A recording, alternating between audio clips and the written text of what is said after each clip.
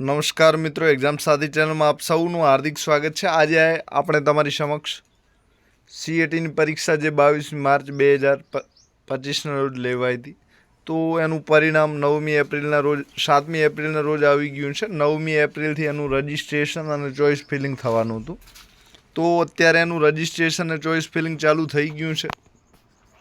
તો આપણે આ વિડીયોમાં વાત કરશું કે રજિસ્ટ્રેશન કઈ રીતે કરવું અને કયા કયા ડોક્યુમેન્ટની જરૂર પડશે। તો રજિસ્ટ્રેશન ચાલુ થયું છે, તો એના માટે તમારે ગૂગલ કે જે સર્ચ બ્રાઉઝર હોય એમાં સૌ પ્રથમ જવાનું છે, અને પછી એના માટેની જે વેબસાઇટ છે એ GSSY ગુજ, બરાબર। તો આ વેબસાઇટ છે, જોઈ લેજો બધા। GSSY ગુજ કરીને વેબસાઇટ છે, એ વેબસાઇટ સર્ચ કરવાની છે। એ વેબસાઇટ સર્ચ કરશો એટલે આ રીતની વેબસાઇટ ખોલશે, એના પર તમારે ક્લિક કરવાનું છે।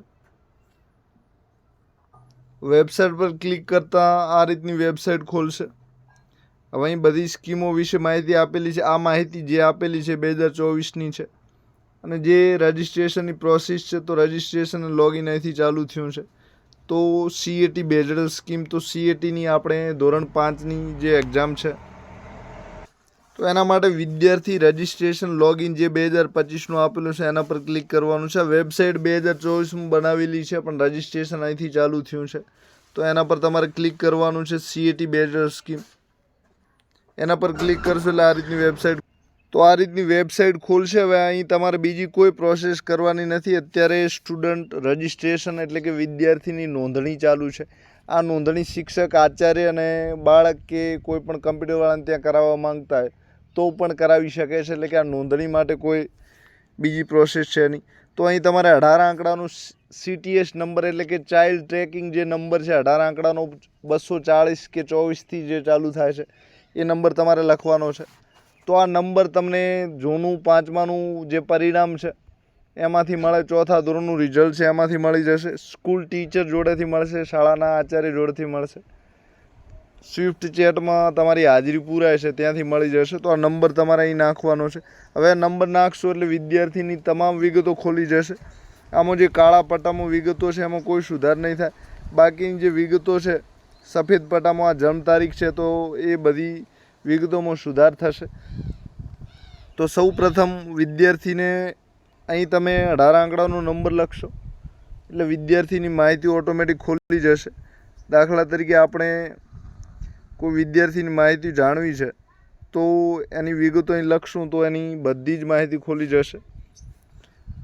ત્યારબાદ સ્ટુડન્ટ નેમ એટલે કે વિદ્યાર્થીનું નામ અહીં ખોલશે, એના નીચે ફાધર્સ નેમ પિતાનું નામ આવશે, સરનેમ અટક પણ લખેલી આવશે, જન્મ તારીખ પણ લખેલી આવી જશે, પણ સુધાર કરવો હોય તો થઈ શકશે।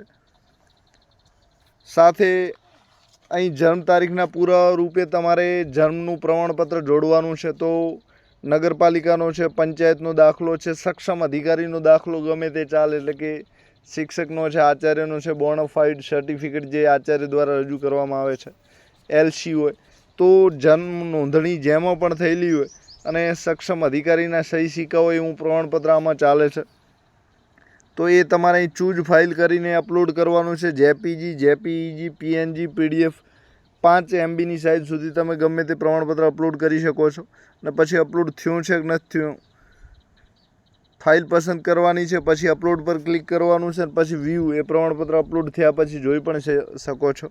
તો આ રીતે પ્રમાણપત્ર અપલોડ કરવાનું છે। કેટેગરી સિલેક્શનમાં કેટેગરી લખેલી આવશે, ઓટોમેટિક આવી જશે। છતાં તમારે કોઈ ભૂલ હોય અને તમે પસંદ કરવા માંગતા હો તો કેટેગરીઓ આપેલી છે, આમાંથી તમારી જે કેટેગરી લાગુ પડતી હોય કરી શકો છો।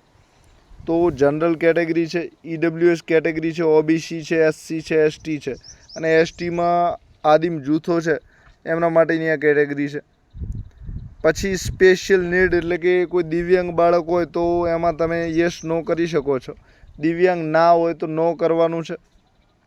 એજ્યુકેશન ડિટેલ, તો વિદ્યાર્થી ધોરણ 1થી 5માં સળંગ સરકારી અને ગ્રાન્ટેડ શાળામાં અભ્યાસ કરેલ છે તો ભણેલો હોય તો આ કરવાનું છે, ના ભણેલો હોય તો ના કરવાનું છે। તમે યસ કરશો તો 5એ5 જે શાળામાં ભણ્યો 5 વર્ષ એની વિગતો અહીં બાજુમાં ખોલી જશે। રેસિડેન્શિયલ ડિટેલ છે એટલે નિવાસની વિગતો અહીં આવશે, તો તમે UDIS નંબર 18 આંકડાનો નાખશો એટલે અહીં જિલ્લો, તાલુકો અને શાળા ત્રણેય ખુલી જશે। તમારે લખવાની જરૂર નથી. અને ત્યારબાદ અહીં 100 સ્કીમ, તો અહીં 3 સ્કીમો આપેલી છે, એટલે કે જે વિદ્યાર્થીઓનો 18 આંકડા નંબર લખશો એના આધારે એના માટેની ઓટોમેટિક સ્કીમો ખોલી જશે. એટલે કે એને શિષ્યવૃત્તિનો લાભ મળે છે, જ્ઞાનશક્તિ રેસિડેન્શિયલ શાળા મળે છે, રક્ષા શક્તિ મળે છે, કે એકલવ્ય, કે જે પણ 5 શાળાઓ છે એ 5માંથી જેટલી મળતી છે એટલી શાળાઓની વિગતો અહીં ખોલી જશે ઓટોમેટિક. ત્યારબાદ અહીં વાલીનો મોબાઈલ નંબર જે ફોર્મ ભરતી વખતે લખેલો છે એ ખોલશે. એમાં તમારે સુધાર કરવો હોય તો પણ કરી શકો છો. પછી અહીં સેન્ડ ઓટીપી કરશો તો અહીં ઓટીપી આવશે ને ઓટીપી તમારે અહીં દાખલ કરવાનો છે અને પછી વેરીફાઈ કરવાનો છે અને પછી અહીં પાસવર્ડ તમારે ગોઠવવાનો છે. તો આટલી પ્રોસેસ કરશો એટલે તમારું જે રજિસ્ટ્રેશન છે એ થઈ જશે. અને પછી આના પર ટીક માર્ક કરવાનું છે, સબમિટ રજિસ્ટ્રેશન, અને ત્યારબાદ આ તમારું જે રજિસ્ટ્રેશન નોંધણી છે એને સબમિટ કરવાની છે. તો આટલી કામગીરી કરવાની છે. આ બધી વિગતો ઓટોમેટિક ભરાઈ જાય છે. જે બાકી રહેશે અપલોડ ડોક્યુમેન્ટની કામગીરી એ તમારે કરવાની છે. પાસવર્ડ સેટ કરવાનો છે, મોબાઈલ નંબર, જન્મ તારીખમાં કોઈ બદલાવ હોય તો કરવાનો છે. આટલી જ કામગીરી છે.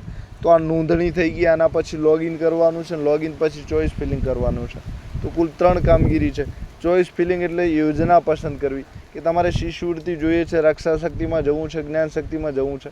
તો જેમાં જે તમને ગમતું એને પ્રથમ પ્રાયોરિટી, પ્રથમ પસંદગી આપવાની છે. અને જેમાં જવું હોય ને તમને ઓછું ગમે છે તો એને બીજો નંબર આપવાનો છે. અને જવું ના હોય એ પસંદ ન કરતા જે ગમતું એ પસંદ કરવાનું. દાખલા તરીકે શિષ્યવૃત્તિ લેવી છે તો શિષ્યવૃત્તિ પ્રથમ નંબરે પસંદ કરવી. રક્ષા શક્તિ જોઈએ છે તો રક્ષા શક્તિ પ્રથમ નંબરે પસંદ કરવી. કે રક્ષા શક્તિ ન મળે ને શિષ્યવૃત્તિ જોઈએ છે તો રક્ષા શક્તિ પ્રથમ ને શિષ્યવૃત્તિ બીજા નંબરે પસંદ કરવી. તો આ ચોઈસ ફિલિંગ કહેવાય છે. તે ઉપરાંત એક વસ્તુ કહેવાની રહી ગઈ છે. તો અહીં તમારી જે જન્મ તારીખ છે તો એ જન્મ તારીખની નીચે અહીં બીજો એક ડેટા તમારે અહીં ભરવાનો છે. તો કેટેગરીનો, તો કેટેગરીમાંથી જે પણ તમારી કેટેગરી લાગુ પડતી હોય તમે પસંદ કરી શકો છો. અને એ પસંદ કર્યા પછી અહીં તમારે જાતિનો પુરાવો રજૂ કરવાનો છે. તો અત્યારે જે ડોક્યુમેન્ટોની માહિતી આવી છે એ પ્રમાણે SC STના તમામ વિદ્યાર્થીઓને જાતિનો દાખલો ફરજિયાત કઢાવવાનો છે. અને હાલ જે શાળામાં ભણી રહ્યા છે શાળા છોડીને બીજી કોઈ પણ શાળામાં ભણવા જતા હોય, એટલે કે આ જે 4 પ્રકારની શાળાઓ આપેલી છે એમાં ભણવા જવા માંગતા હો તો પણ જાતિનો દાખલો માંગશે. તો આ રીતની વિગત છે. ને જાતિનો દાખલો તાલુકાનો લાવવાનો છે અને વિદ્યાર્થીનો કઢાવવાનો છે અને એ તમારે અહીં અપલોડ કરવાનો છે. તો તમે રજિસ્ટ્રેશન કરી શકશો. તો આ રીતની વિગતો છે અને આ રીતે તમારે રજિસ્ટ્રેશન કરવાનું છે. તો જાતિનો દાખલો ના હોય તો કઢાવી લેજો. અત્યારે તાત્કાલિક ધોરણે ન નીકળતો હોય તો ગઈ સાલ વાલીનો જાતિનો દાખલો છે એ ચલાવ્યો હતો અને આચાર્યનું પ્રમાણપત્ર પણ ચલાવ્યું હતું. પણ આ વખતે જાતિનો દાખલો માંગ્યો છે. જેની પાસે હોય એ અપલોડ કરી દે નોંધણીમાં, એટલે તમારી કામગીરી પૂરી થઈ જાય. તો આ રીતની કામગીરી છે.